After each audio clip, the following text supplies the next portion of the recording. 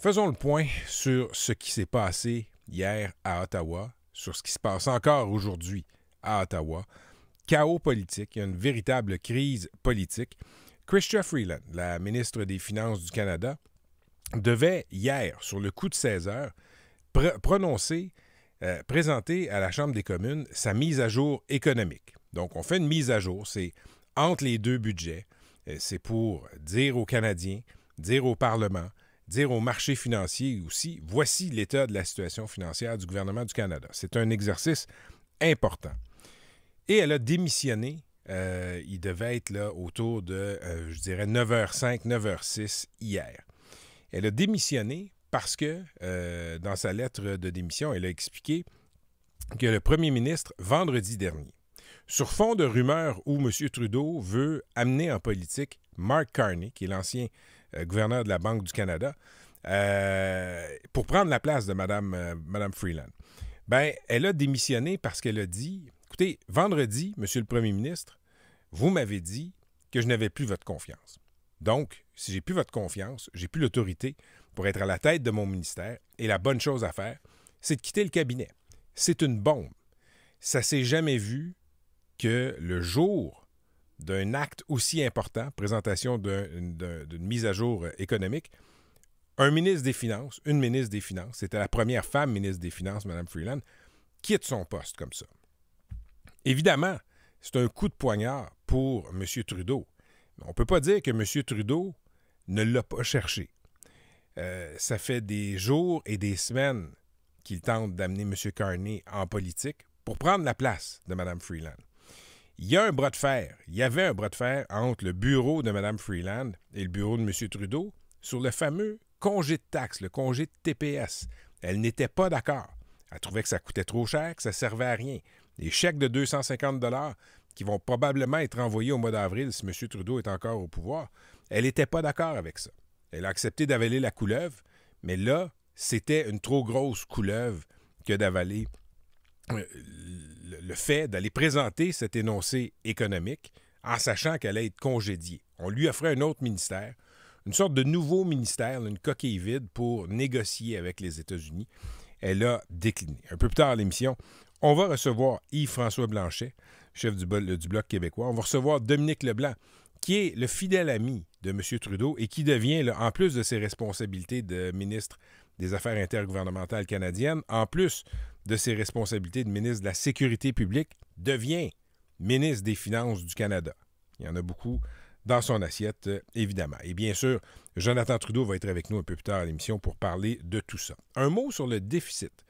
Mme Freeland, pendant l'année, avait comme objectif de garder le déficit autour de 40 milliards. C'est déjà colossal. Et ce qu'on a appris hier, parce que finalement, l'énoncé budgétaire, la mise à jour budgétaire a fini par être déposée au Parlement. Le déficit canadien est finalement de 60 milliards de dollars et des poussières. C'est du jamais vu. Ça frappe l'imaginaire. Vous avez entendu Pierre Poilievre tantôt qui a dit que le gouvernement Trudeau a tourné à gauche, on a pris le clos et on entraîne les Canadiens comme ça dans le précipice. On va écouter ce que François Legault avait à dire de tout ce qui se passe à Ottawa, de tout ce chaos. Ce qu'on a convenu, c'est pas à nous à décider ce qui se passe à Ottawa. C'est aux députés qui sont à la Chambre des communes et nous, on va travailler avec l'équipe qui est en place. Son homologue ontarien Doug Ford a été, je dirais, beaucoup plus direct. Il a dit « c'est le chaos à Ottawa » et quand on lui a demandé « est-ce que vous avez confiance » en Justin Trudeau, il a dit « j'ai confiance dans tout le groupe de premiers ministres provinciaux que nous avons ».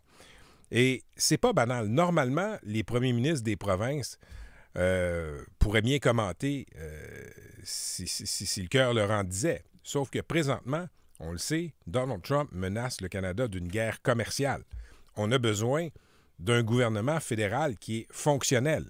C'est pas parce qu'il est minoritaire qu'il n'est pas fonctionnel, mais présentement, on a un premier ministre qui est distrait par toutes sortes de crises, qui est politiquement affaibli. Dans son propre caucus, les députés ont de la misère à dire « c'est mon chef, j'y fais confiance ». Dans son propre cabinet, Les commentaires qu'on entendait hier de ministres comme François-Philippe Champagne et autres, c'est lui le premier ministre. Pour l'instant, c'est lui le premier ministre. C'est ce premier ministre-là qui va aller négocier avec Donald Trump. C'est pas la meilleure des positions, mettons. Vous irez lire la chronique de Francis Veil qui décortique aussi, là, si la question du déficit vous intéresse. Là. Il revient sur ce qui fait le déficit. Oui, il y a le 40 milliards qui était anticipé. Il y a une grande proportion de ce qui est au-delà du 40 milliards qui comprend non pas des investissements, non pas des embauches de personnel, des nouveaux programmes, etc.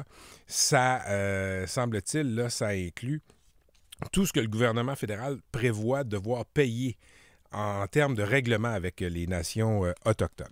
Et tout ça survient, ce chaos politique à Ottawa, là, tout ça survient au moment où, dans l'Ouest canadien, en Colombie-Britannique, les libéraux en ont mangé une sincère hier, les libéraux de Justin Trudeau, dans une élection partielle. Les conservateurs qui ont gagné avec 62 % des voix, c'était jusqu'à tout récemment une circonscription libérale.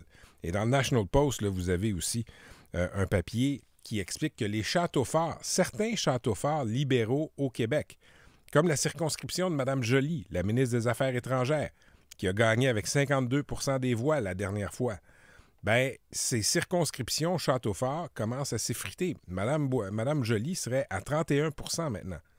Le château fort de Mont-Royal, qui est libéral depuis si longtemps, serait, s'il y avait une élection demain matin, peut-être sur le bord de tomber du côté conservateur. Donc, ça va vraiment pas bien pour les libéraux. On va revenir là-dessus avec Jonathan Trudeau un peu plus tard à l'émission.